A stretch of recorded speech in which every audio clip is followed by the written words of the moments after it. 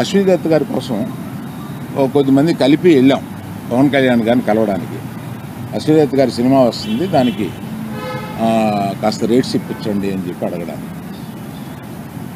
అప్పుడు ఆయన హింట్ చేశారు, చంద్రబాబు నాయుడు గారిని కలిశారా మీరు, ఛాంబర్ తరపున వచ్చి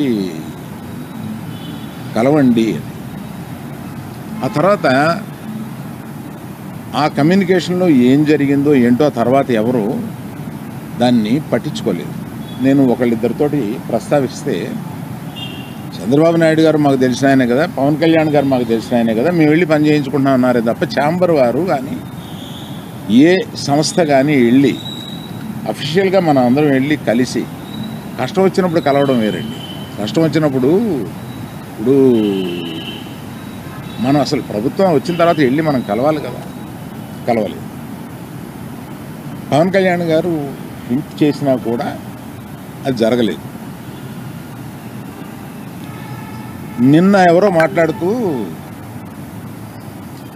మాది ప్రైవేట్ వ్యాపారం, ప్రభుత్వానికి సంబంధం ఏముంది, ప్రభుత్వానికి సంబంధం లేదు, నేను కరెక్ట్గా చెప్పలేను, అది ఆ అర్థం వచ్చేటట్టు మాట్లాడారు.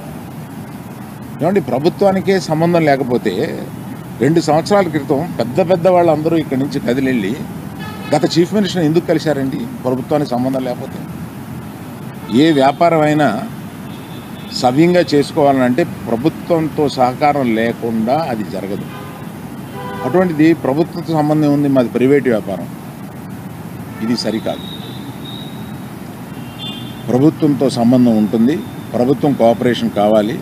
ఒకటే ఎగ్జాంపుల్, వాళ్ళ కోఆపరేషనే అక్కర్లేకపోతే మనలో పెద్ద వాళ్ళందరూ వెళ్ళి ఎందుకు కలిశారు, గత చీఫ్ మినిస్టర్ని ఎందుకు కలిశారు? మనకు కష్టం వచ్చిందనే కదా వెళ్ళి కలిశారు. కష్టం వస్తే కానీ వెళ్ళి కలవరా? ఒక ఫార్మాలిటీ లేదా?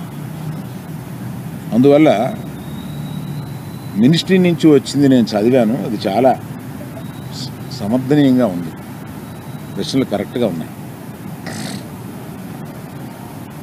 నిజంగానే సమస్యలు ఉన్నాయండి.